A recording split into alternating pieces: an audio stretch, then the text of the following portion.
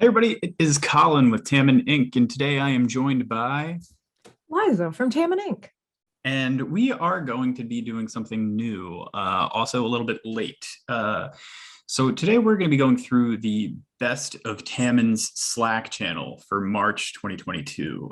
The reason we're doing this is collectively, we all sort of felt like in this new post-workplace work life, we kind of missed some of the quirky banter that we would hear around the office space. So we gathered up some of the culture-ish items that were going on in our Slack, and these are the ones that we thought were the best. Liza, do you want to take it away? I do. Thanks for asking. We're going to start out with a question that was originally from our little channel that we had for the Oscars when they were going on. We had a lot of cool little Oscars activity related. One of those came in the form of this question from Amy, which is, describe a movie plot poorly. And she says, I'll start. A man randomly talks to strangers at a bus stop. Collin, do you have any idea what movie plot she is poorly describing there? I don't know, but life is like a box of chocolates. You never know what you're going to get. What a random thing to say, unrelated to anything else. I know. All right. Teresa said, a daughter searches for her dad before she's married, and they sing and dance through the whole movie. Now, that doesn't sound familiar to me, but I know that Taken with Liam Neeson is a movie about a daughter and a dad. Do you think that's it? That might be it, because I'll tell you, I haven't seen Taken or the movie I think this might be related to, but something that helped me as a little clue was that one of my coworkers, also Collin's coworkers, his name is Bill, he replied to this comment by Teresa, and he is frequently referencing music from a certain band. And I know that this band, it's like a lot of their music is in this movie. Not sure what it's about. Possibly that it's like a daughter-dad thing happening, but I have kind of an idea. If anyone knows, maybe they'll be kind enough to put it in the comments for us. Or if you can think of another movie that's also being poorly described, we'll accept that too. There's not really a wrong answer. Well, now that you mentioned the thing about the band, it's obvious that it's Armageddon. You know, Bruce Willis, dad, Liv Tyler, Oh, daughter, don't want to sing close and my eyes. dance. Yep, there you go. Don't want to Aerosmith. fall asleep.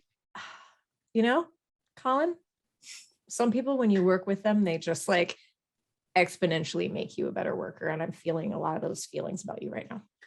Right, right. I will say that Deep Impact was the superior Meteor movie of 1990, whatever, with Elijah Wood. Can you describe the plot poorly for someone who maybe hasn't seen it and never will? A young Frodo Baggins and his crush discover a comet hurtling towards Earth.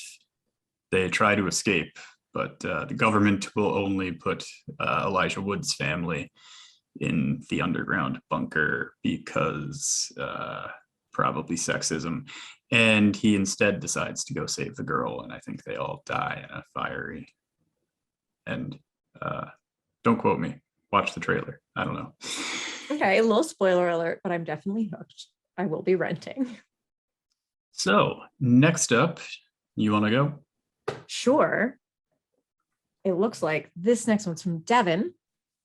He says, an Italian-American family experiences some interpersonal disagreement while trying to grow the family business. What do you think that could be?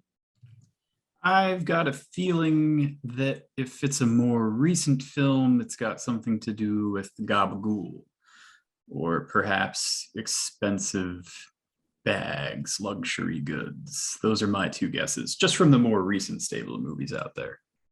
That seems like a good duo of guesses. I know Devin is one of our younger members of our staff because he's always talking about things that seem hip and cool, but I'm not really sure what they are. And I assume this is one of those things.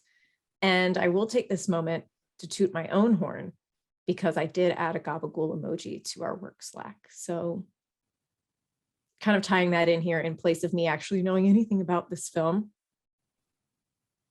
Thank you for your guesses. It's the only one, the only relative one here.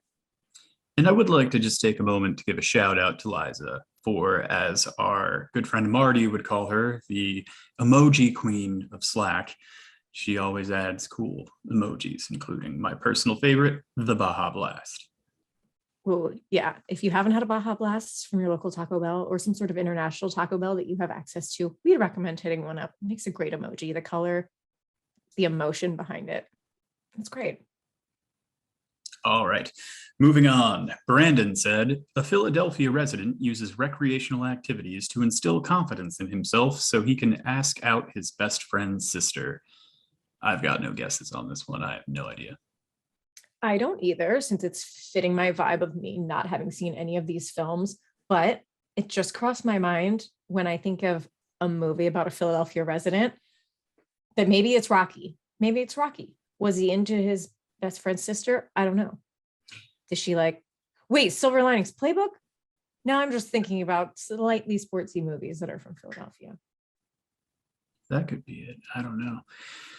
I don't know. It seems like maybe Bill knows and maybe Amy knows because they replied, but I'll kind of have to go back and ask them. Unless anyone feels like they know the answer and they want to let us know in a kind and gentle way. Until then, I can read this next one from James. Farm boy is radicalized by his cultist neighbor and destroys a military installation. I don't think I've seen this. Do you have any thoughts? I think that it's definitely what I would expect from James, for sure. However, I really don't know. I don't know. Yeah, James has good taste. And this is a good description. I'll note that someone has added the little laughing with tears in my eyes emoji. So I think this one was probably a hit. It has 6 replies. So the more cultured members of our Tamman team at least gave that a good guess. I think it was pretty, it's like some Smallville type of situation, but the movie version, which I don't recommend watching if it exists. Smallville. All right. So this next one from Ryan, I'm going to do a little thing here. I'm going to channel my inner 90s, 2000s DVD, VHS advertisement guy. All right. Prison, friendship, poster, freedom. Yeah, I've got no guesses on this one, but it definitely sounds very actiony. Yeah, I feel like my guesses are being biased by the quality performance that you just gave, which was high. But I think I remember clicking on the replies to this, which there are a few, and they were various prison movies that I hadn't seen any of, but sounded like they'd be pretty character building and that I'm missing out by not having seen them. Yeah, well, I'm not sure. We should leave this up to the commenters as well. My guess actually might be something to do with Morgan Freeman based on my little skit I did earlier in that time period, but that's all I've got. That's a good connection that you made in your brain. At least a good, and I'm also connecting it with, someone doing a good readout of something. It's a quality guess. Brandon comes in with another one, and he says, there's a bus that had to speed around a city, keeping its speed over 50. And if its speed dropped, it would explode. I think it was called The Bus That Couldn't Slow Down. Now, red letter day for me and Tamman as a whole. I've seen this movie. What about you? I have. It was Keanu Reeves, Sandra Bullock. I think it was called Don't Slow Down. Oh, okay. Very good guess. I see there's a few replies here. I'm sure one of them was you with that gem. Good movie. If you have 2 hours to kill on a day that it's raining and you want to see a sweaty Sandra Bullock and Keanu Reeves, you better go ahead. It's a suggestion from me. Maybe Tamman endorses it. Not sure. The Bus That Couldn't Slow Down. It's probably on a streaming service. Did you know that there was a sequel that involved boats and it was terrible? I think I thought there was a Speed too, but I did not know anything about it. And that seems cool. I'm kind of into water in a movie, but you don't recommend it. I can't actually remember. That was like way too long ago. Okay. All right. With the movies out of the way, I think we'll go ahead and move on to the next one, which is a question of the day from Alejandra. If you could combine two animals to create the perfect pet, what would they be? And do you want to go ahead and tackle our response to that question? Sure. So this came from our catalyst and chief of staff, Marty. And he went the succinct route. He said, I've really struggled with this question. ... I want the softness of a bunny, the independence of a cat. That's two right there, ladies and gentlemen, and folks and sisters and misters and brothers. Then he continues on and says, the loyalty of a dog, the coolness of a snake, the smarts of a dolphin, the ancestral memory / telepathy of an elephant, the sweet sounds of non-annoying birds, the sheer awesomeness of a mongoose like Ricky Tikki Tavi, the utility of a horse, ... Okay, I'm going with ... a mini fluffy dog dolphin, period. When you Well, hear all of that over the 15 minutes it takes to ingest it, what do you feel? like it's some sort of unspeakable chimera horror eldritch abomination. I was going to say almost exactly the same thing. It's a lot, but it's from a very particular man who seems like he knows what he wants and it's impossible. That's always good for the chief of staff of your company. But I appreciated this answer. It's well thought out and it's well constructed, which is what I've come to expect from Marty, at least in our work Slack. One of the Slack greatest. It is. You can tell he really cares, which is good. Alrighty. Next up from Amy once again. Sometimes music is just as important of a character as the people in the film. Without naming a musical, name a movie where a song took center stage, or else a movie where the music really took the movie over the edge. Well, our first answer, also short and sweet, comes from James. And he says, Annihilation. Another film I love it, but I've never seen it. Well, I haven't seen it either, but Annihilation sounds pretty metal, and metal's music, right? You're Right? very right. Hadn't even thought of that. Thanks for Reaching. connecting that for me. What does Carl say? Carl chimed in with a very excellent suggestion, Almost Famous. Cameron Crowe is brilliant at music placement in a scene, and I would be hard pressed to argue with him on that. I would also be hard pressed. Not having seen the movie, I can't really come from any standpoint of knowledge, but I do know that it's a very musical film. I'm inclined to agree. Amy comes in to answer her own question, which is always helpful. She says, that time when Gaga and Bradley Cooper took the stage in A Star is Born. And she gave us a little link. Looks very cool. I have not seen this movie. You'll be shocked and kind of offended to know, but Collin, I heard you aren't really a fan, but you have a special talent that's related. Well, I've never actually seen the film, but I've heard the song Shallow on the radio 1,000 times. And I must say, while trying to mimic it, I've gotten pretty good at nailing that one part where she like really just takes that note and runs with it. And I'm lying, it sounds horrible, but it's something that happens when we're in the car. Very cool. It sounds like it was inspiring those even who haven't seen it. Sounds good. All right. So next up, back on the theme of movies and Oscars, you can see that we were very focused on that in March. Amy, once again, starts off with, Kristen Stewart is nominated for portraying Lady Diana Spencer. If your life was being made into a movie, who would you want to play the character of you? Great question.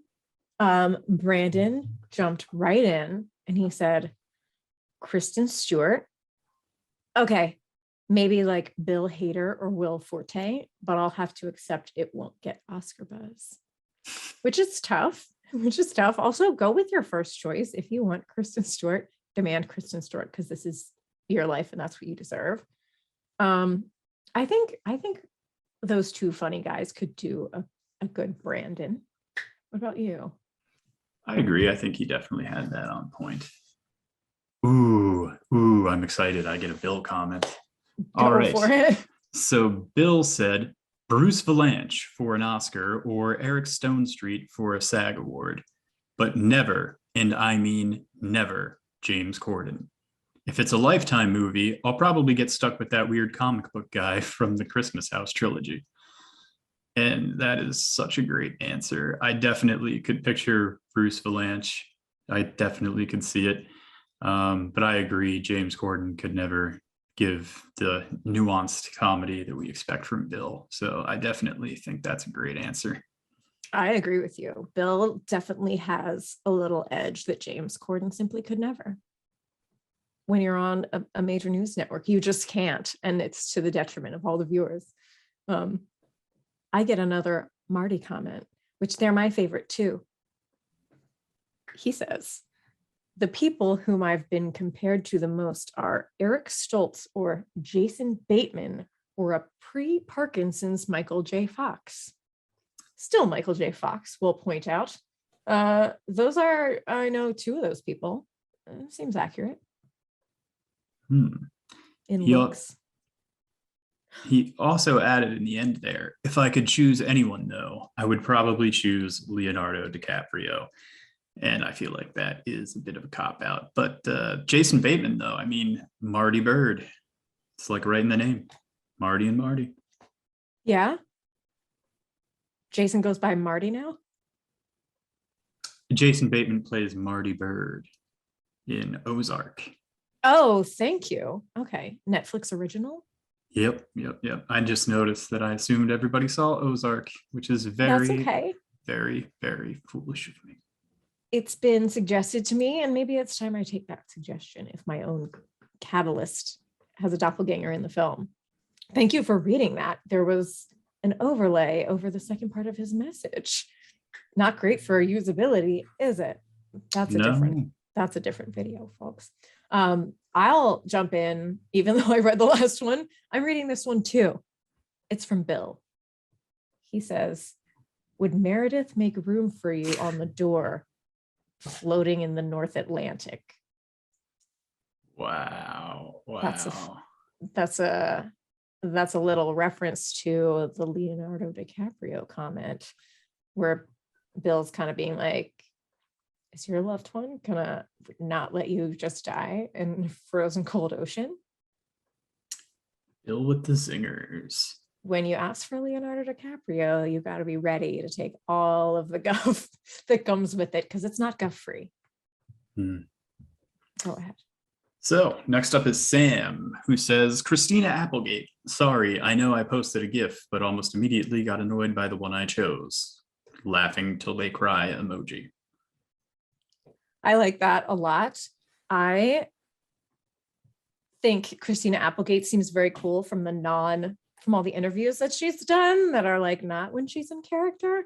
So she seems like a cool lady. And Sam also seems very cool. She has a lot of very cool gardening stuff happening in her house.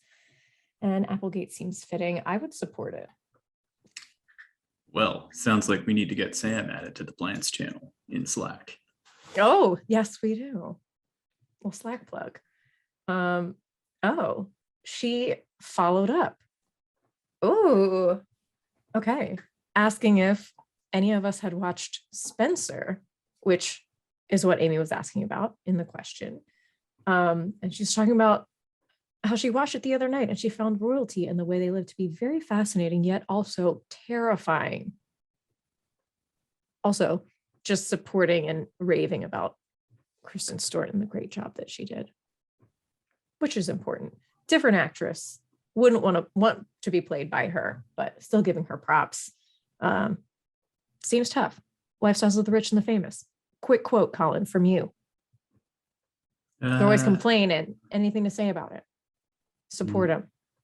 The bourgeoisie. I just think that whole Imagine TikTok thing where the celebrity sang it last year or the year before, I can't even remember the Yeah, I Yes. just remember that that was very tone deaf and I didn't appreciate it. There you go. Interesting use of the word deaf when we're describing something in some sort of an idiom. Mm. Interesting look, rich and famous people. Thanks for the song. And we move on. I just feel like there's so much more room for conversation on that, but I'll leave it for now. All right. And finally, Emma says, I'm going with Kate Winslet. And why wouldn't you if we've got Leonardo DiCaprio? Very good point. There's a lot people were kind of using each other's answers as inspiration, which is nice. Kate Winslet seems very a classic pick.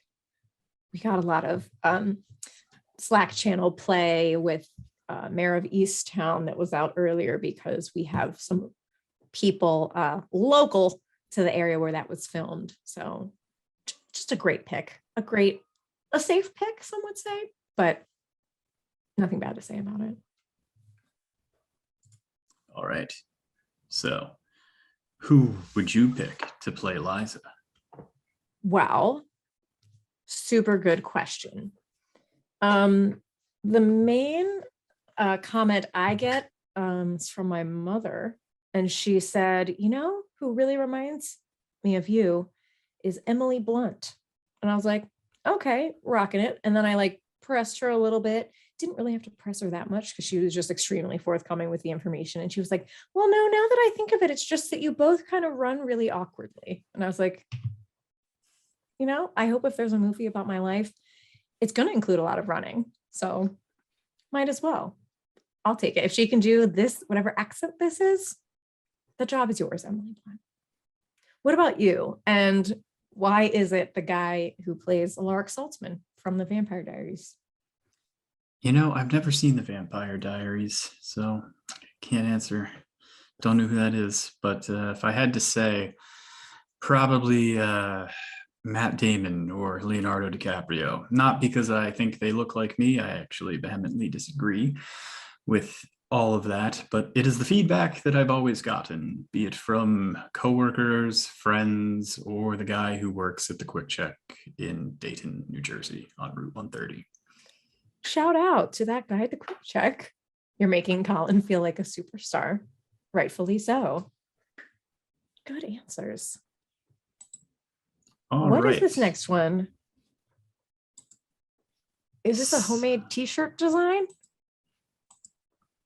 It appears that Mark got a homemade t-shirt from his wife. And it looks to be a very cool, stylized outline of all of the hair on James Harden's face. It's very cool. Yep. It's sideways, which is why I've kind of got my head cocked in like a looking off into the beautiful distance. You know, it almost looks like the hair is made of denim, but I digress. It had two replies. One said, "It's going to be a great game tonight." That's from Charles, resident Sixers fan with a PH. It was 16 days ago, maybe earlier, so I can't remember quite how the game went that night. But oh, girl, we're excited. We're excited for James Harden. And we're right now in some playoffs. So a few different 76ers emojis in the Slack. We also have Hunter jumping in and he says, love it. I'm working on a Harden graphic for the next game now with a little fire emoji. It's very exciting. I really enjoy working in the midst of so many graphic designers because that's a skill that I haven't witnessed a lot, just like with people that I know. And when they're able to just be like, this looks like a very professional thing that someone bought on a website. I'm like, holy crap, what a great, it's just a great skill to be able to have. And it looks so cool. I agree. Thank you. All right. So next up from Bill, we have when you're all alone in a Google Meet, and he linked off to a video with Alone at a Drive-In from Greece. Thanks, Bill. There is a reply at the end from Marty where he says, I'm only just now realizing we have had a distinct lack of Greece in this channel. Grease with a capital G.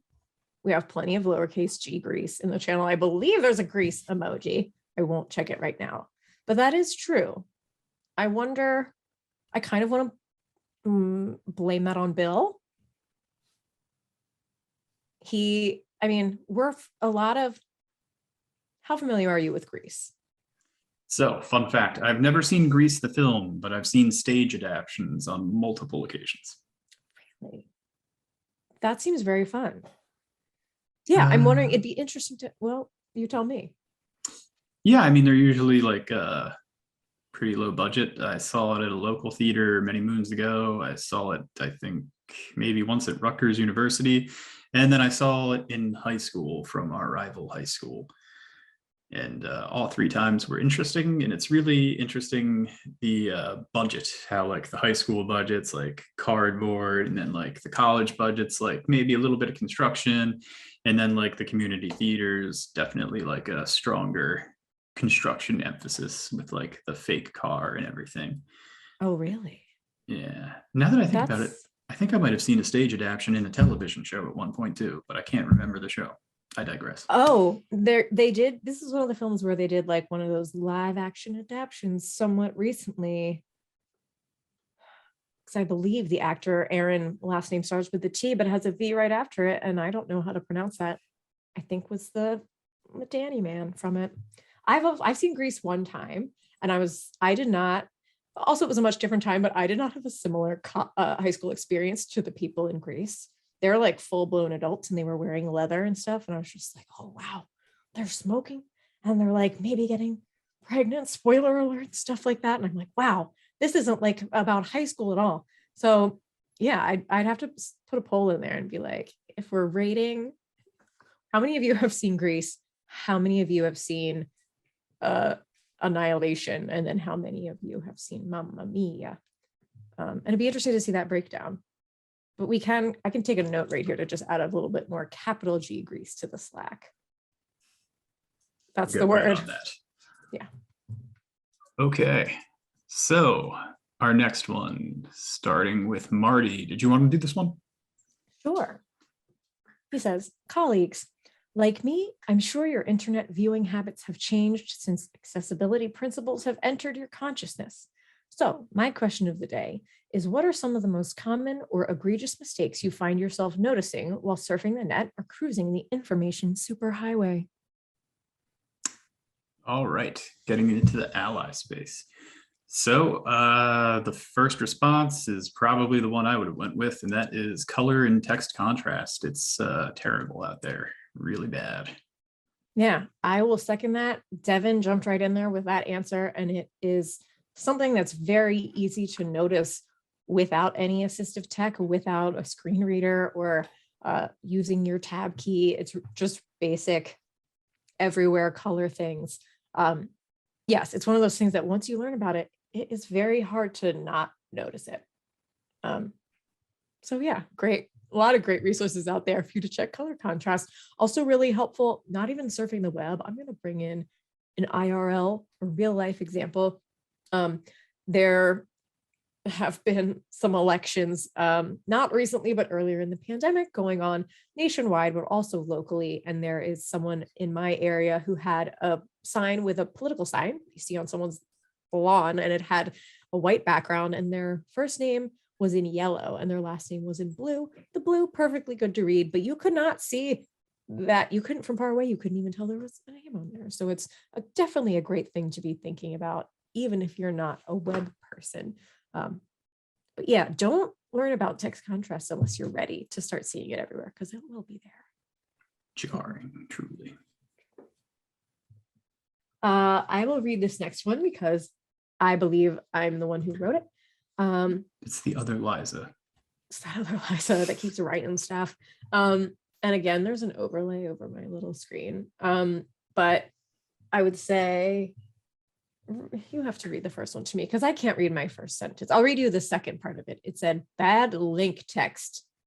And I'll tell you what's bad about that is that if someone's using a screen reader and they're just navigating through the links, they're not looking at the other stuff. They might not have enough knowledge to know where that link is going or what it's going to do if your link text is incomplete or says something too generic. Also, something that's affecting me right now as we make this video, navigation / chat / search, floating elements covering important content on the screen. And right now that's happening in Slack. I'll call them out right now, not a sponsor of this video. But yeah, when you're looking at images, they have kind of a helpful left and right arrow on each side that's over the image, but it does cover up content. And if I try to click on the image, it like closes. So they'll be hearing from my lawyer shortly. What did the first part say, Collin, since you hopefully have an unobstructed view of that? Images of textual content. Yes, true. If you've got some text there, don't just put an image of it because no one knows what that means. It's just like the name of the image unless you give it alt text. But what's even easier than giving something alt text is just making it clickable live text to begin with. That's my little rant. Who else had something to say about this, Collin? Tamman co-founder and CEO, Jeff, he said, I agree with Devin. Bad text contrast jumps out at me every time now. As soon as I see it, I'm like, that's not compliant. I can't even read that. And yeah, nailed it. Definitely nailed it. Great move on Jeff's part, agreeing with Devin and then specifically not agreeing with me, even though I gave three really good salient points. But yeah, even the CEO, who's like, his head's so in all the money, you guys, he doesn't even care. But even he knows that, yeah, it's not very usable when you can't see the text you're reading. And Brandon followed that up. He says, I'm surprised how established brands still use tiny font sizes or even buttons that are images. And then he includes a parenthesis and he says, Amazon comes to mind for both of those and for having a horrible mobile experience in general, close parenthesis. So yes, a lot of, I'll agree with him there. A lot of things that we used to view on a desktop now we're viewing mainly mobily. And if folks don't do the required work to kind of get their content ready for mobile viewing, a lot of times the font is very small and not easy to see, especially if you're trying to click on a certain part of it on a mobile screen where this is your pointer. You just want to usually have bigger things so that the kind of click area is large enough for two different fingers to not touch them at the same time. What are your thoughts on that, Collin? Big brands like Amazon, what's going on there? That's an entirely different video. But I will say, if you want to hear me talk about brands, you should check out our Dark Patterns YouTube video series, where I go through dark patterns on the web and call a lot of people out. And because those exist, I'm not going to spend the next 2 hours ranting and raving like I know that I could. Appreciate it. Definitely a good preview. Dark patterns are everywhere. You're experiencing them every day when you try to unsubscribe from certain mailing lists and stuff like that. So check it out if you have. Yep. And it's important to note that dark patterns aren't just dark patterns. They're also often accessibility issues. All right, moving on. From Bill. Forward acting buttons that are colored red or gray. I'm looking at you, Delta Airlines. Oh, there we go. There's some more brand naming. Yeah. That is Bill. Again, you may just not even have to be told that's a comment from him. Maybe you can tell. Yeah, a lot of times we don't just want to use color to have meaning, to convey some sort of meaning, but when you are trying to convey like, hey, go next, hey, let's progress forward in this process, and you have like a gray, something gray or red, which we usually see more on like an inactive button or maybe like a go back. Yeah, good to think about color and all the things that it means, even when you're using it to be like a secondary meaning for something. Great point. And finally, other co-founder of Tamman, Michael, he says, headings, man, headings, missing, ... inconsistent styles, ... ambiguous language, ... duplication, just headings, period. And I think he's kind of speaking for all of us and most of us there. I specifically work in document accessibility. And so headings are so much, it's how you navigate, how you get to the part of the document you want to get to, how you can kind of scan and you don't have to read everything just to get to like the section on instructions of how to like upload a new whatever somewhere. You have any headings, feelings specifically?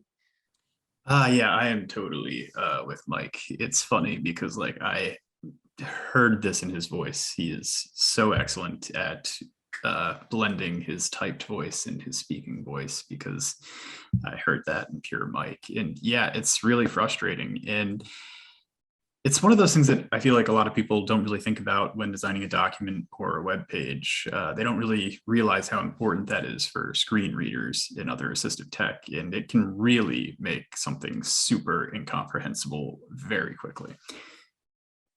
Agreed. All agreed.